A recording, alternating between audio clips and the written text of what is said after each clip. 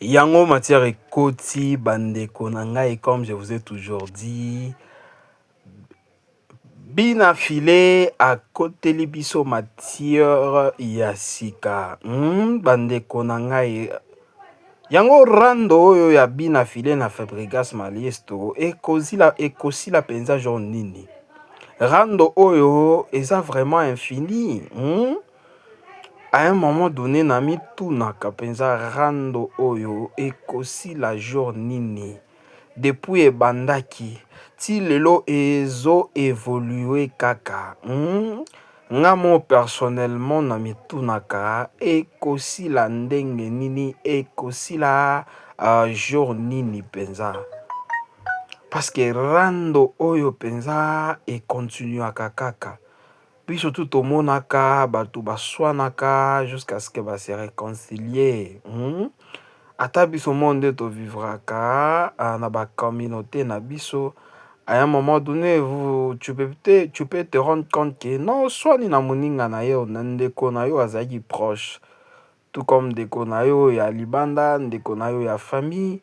Ben boyeko se rendre compte que non, voilà, le temps passe, il est temps maintenant d'arranger. Na ndenge ya to évoluer, to bosa na penza makambo ya kala. Mais rando oyo ya bina filé na Fabregas le maestro et si la kate. Ezo évolué kaka ba jeton na ba jeton. Voilà, tolali tolamuki boeka matière ekoti. Matière ekoti. To tuna eza nini kote kuna non. Voilà, qui encore bina filé à côté ici, biso matière. Nandenge kaka ezalaka. Bandeko na ngai akoteli biso matière awa naomi tu nanga moko ekosila nde nini. Parce qu'il y a tout oyo ye penza na makasi, ye penza na vitesse moko boyo banglais baloba speed moko boye, inexplicable. Bandeko na ngai no memi bino audio moko boye o penza ye moko bina filé azoloba. J'aimerais à ce que toyoka ye mwa ndambu kaka et puis na je vais revenir quand analyse quand ezalaka parce que moi ezate toyoka ye nano bandeko na ngai.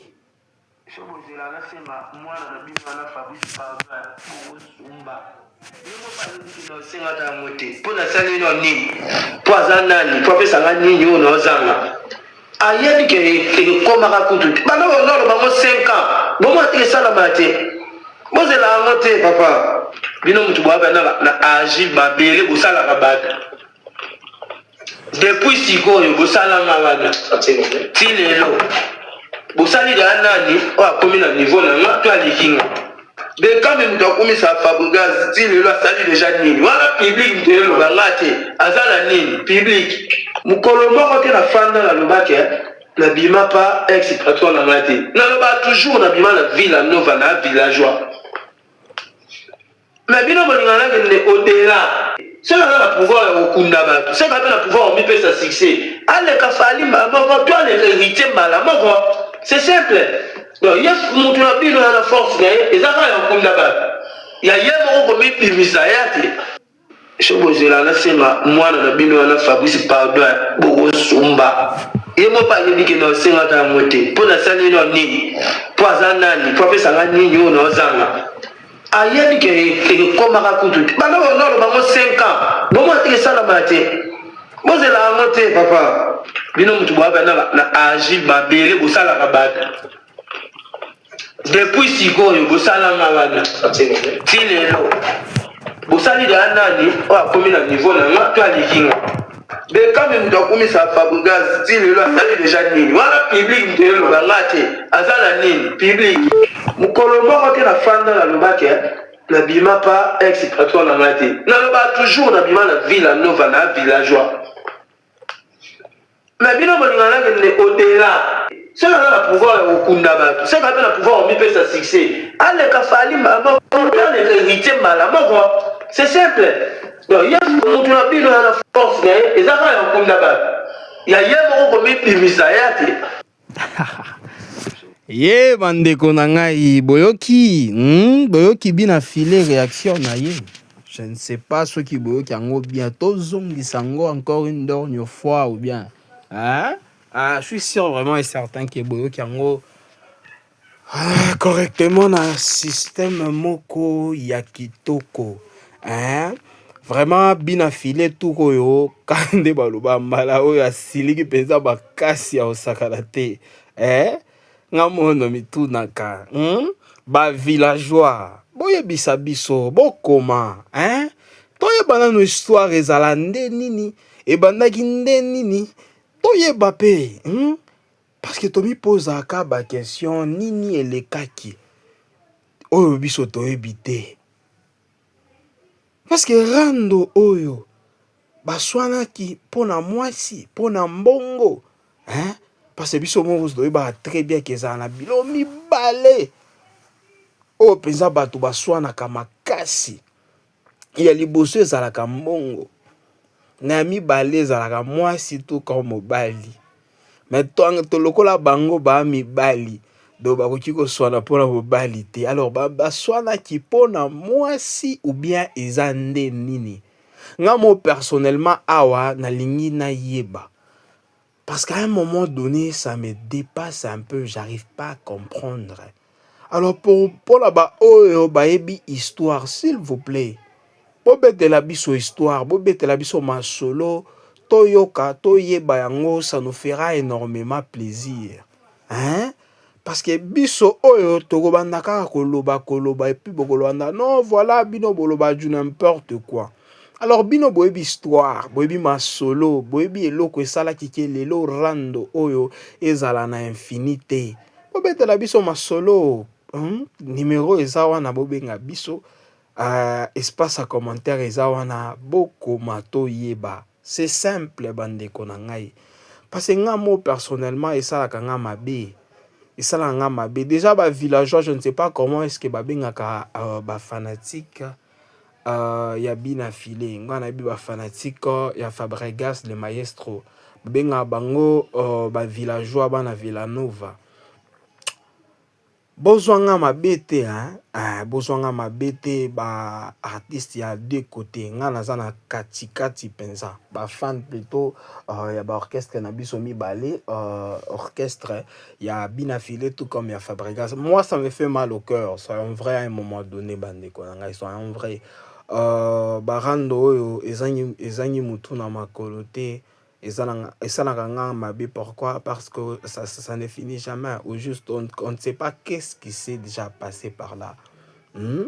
Mutu na mutu asalaka déjà carrière solo na ye, mutu na mutu aza na orchestre na ye, asala musique na ye, azolia mbongo na ndenge na ye na coin na ye, tout comme na côté na ye. Mais koyoka ndenge makambo oyo ya koswanaka ici là te, ça me dérange un peu nga moi personnellement. À un moment donné, je me demande juste il y a quoi, qu'est-ce qui s'était réellement passé sur sur ce problème, qu'est-ce qui s'était réellement passé, hein? Parce que Barando, Mathieu, Kiki, ça me fait mal auquel. Pourquoi? Je m'explique. Voilà. L'artiste Obina Filé, l'artiste Fabregas, le maestro, bango tout bas artiste en mboka na biso. Moi je suis un Congolais, je l'ai toujours dit. À un moment donné, nga personnellement, n'a remarqué ba ebele ya artiste en mboka na biso ba se concentrer mingi na média qui na ba propre comment est-ce que je peux dire carrière na bango. Ba se concentrer plus sur le média, je m'explique, sur les médias, na ba live, na ba plateau, et donc ils ont salanga mabe eza nini live eza mutu nyonso aza na droit parce que normalement ebele bato basalaka yango na ba laptop, autrement dit ba ordinateur, bamosusu basala ba téléphone. Donc eza téléphone na yo, méga na yo, nyonso ya yo, donc tu es libre à côté téléphone au côté live et tu dis ce que tu as comme à dire. Mais ezosala nga mabe na ba artiste mboka na biso. Pourquoi? Parce que bazosala yango pona ba promotion ya musique na bango te, mais bazosala yango pona ba jeton. biloko wana eza biloko to kobanda to il fallait tout monde ngo normalement na et pas ba fan eza biloko il faut tout monde ngo et pas ba artiste, ça n'a pas de sens. Eza biloko mo bo il faut ceux qui toningi to yoka ou bien tout monde ngo eza pas ba fan na kilelo o na musique mboka na biso tozo mona pe to yoka ngo et pas ba artiste ezo kitisa image na bango. Yango bango comprendre. Pour eux, vu que non, voilà, on me connaît déjà, moi c'est Binafilé, moi c'est Fabregas. On a des fans on a ça déjà comme on a déjà ma musique petit succès. Et ça le succès plutôt, j'ai de l'argent, j'ai mes voitures, j'ai une famille, j'ai une femme, j'ai mes enfants, je suis bien. Na Mickey nangai ba le pango nangai pour moi déjà c'est fini. Mais bazo bossa nake eza image na bango ba oteka na nzela mabe. Bomoni barando oyo ebele za na mboka na biso so ezali na ba pays mosusu lola ba Amérique wana ba Brésil et tout ba mosusu ba betani masasi kala. C'est parce que c'est au pays, c'est au Congo. Parce que ça se voit aujourd'hui tous na ba téléphone. Na ba Amérique kuna ezaka elo mukie ba mi côté lo ba moni quelque part ba beti o masasi. Pourquoi ka barando oyo tozo yoka oyo tomonaka. C'est pas c'est au pays tout ba criminalité ezamke mpeza makasi. Soki ezangi na ba pays mosusu ba rando o ba artiste na biso bazanango ba bomani kala toki ka ki no artiste artiste kingani ba beta ki masasi quelque part. Akufia roto sola. C'est pas c'est au Congo il y a un moment donné to bangaka et surtout ceux qui comme likambo ya koboma moto. Et puis koboma moto nini na kinokite na boyete mais na masasi. Et ça biloko to banga makasi. Mais c'est pas parce que c'est au Congo ces histoires là aussi de qui en côté. Donc il fallait ko exagérer penza bo comme na niveau bobo c'est ba carrière na bino. O boza nango non na carrière na orchestre na ngai na succès na ngai ezandeni comment est-ce que ça se passe? Oui, chez moi ça va, je sais que j'étais en train de chercher. J'ai na commis nango déjà mais public oyo la qui image moko ya bien. Ero jo so la qui sa bango image à mabe. Et comme inde nini ndelo ba bela ba artiste na biso ba obosana. Et surtout elonga zo sanga passer ça ni ba se concentrer mais en kasi na biloko ba internet ce qui na ba carrière na bango. Toke musika te totalaka lelo oyo carrière à Fabregas lelo carrière ya Binafilé zande nini nzembo mususu boye cartonné eza ezoute toyebi bango wi kana ba nzembo cartonna kala ba 2022 2023 to bandaka 2023 ti lelo 2026 entre Binafilé na Fabregas na tie date mo boye o esali ata plein na beti nzembo mo boye o cartonné personne.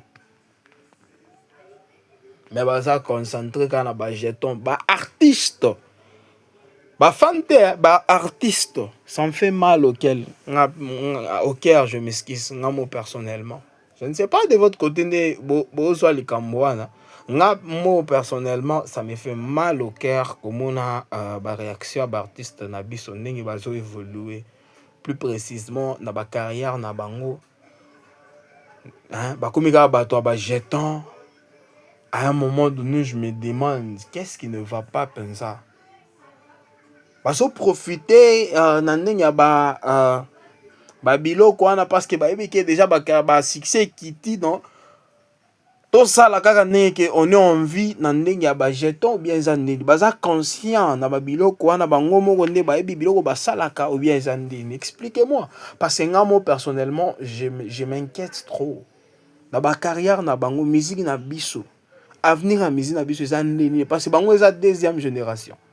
C'est aussi première génération tolongo la ba Kofi Basili déjà première génération ya musique na biso eza ba Ferego la ba moko el Marabioche Afali Poupa.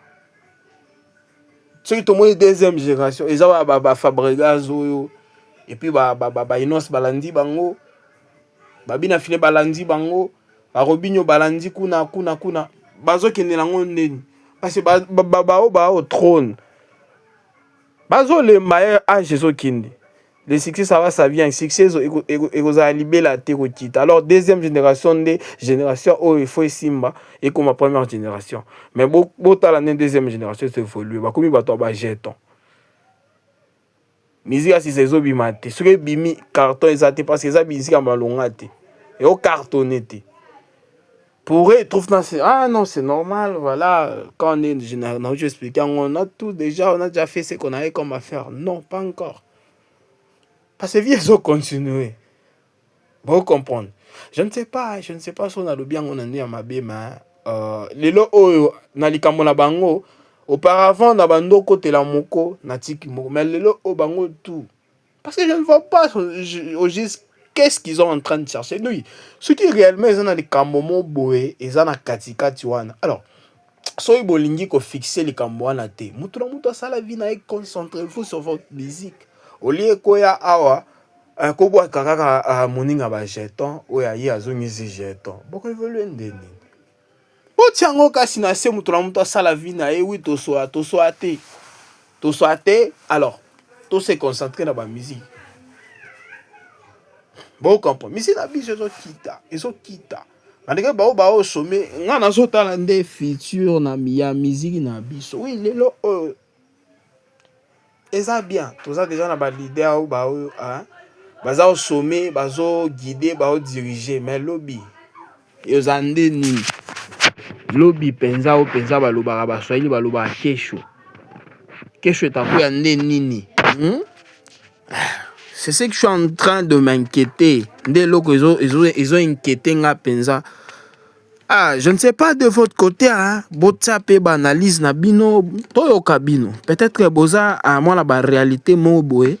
Na ndenge na bino ne bo comprendre situation tout comme les kambo oyo parce que nga personnellement ça m'inquiète trop. Pourquoi? Parce que na ndenge bazo évoluer na ba carrière na bango le ba se concentrer na musique ba komi bato ba jeton ba komi bato no boina boy ah ça m'inquiète trop bande ko na ngai ngana lobio nazali lokola ya koloba. Voilà, si c'est toute ta première fois tout comme Noël Liboso comme je l'ai toujours dit, il y a la chaîne Abiso une chaîne officielle, ce que je peux vous dire c'est juste que abonnez-vous massivement et surtout bobo sanakapete cliquez na ngonga ya notification comme je l'ai toujours dit malamu ya ngonga notification à chaque fois que une chaîne officielle a kobando publier ba vidéo ya sikabo ça la notifier na système moko ya propre.